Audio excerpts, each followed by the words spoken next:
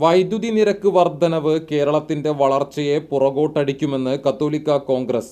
നിരക്ക് വർധനവ് പിൻവലിക്കണമെന്നാവശ്യപ്പെട്ട് കത്തോലിക്ക കോൺഗ്രസ് പാലയൂർ ഫൊറോന സമിതി പ്രതിഷേധ സമരം നടത്തി.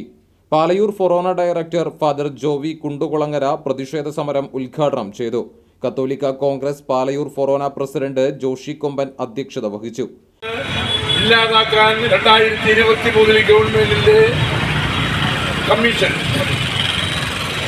തയ്യാറാകുകയും ആ കമ്മീഷൻ ഈ കാര്യത്തിൽ നടപടിയെടുക്കുകയാണുണ്ടായി.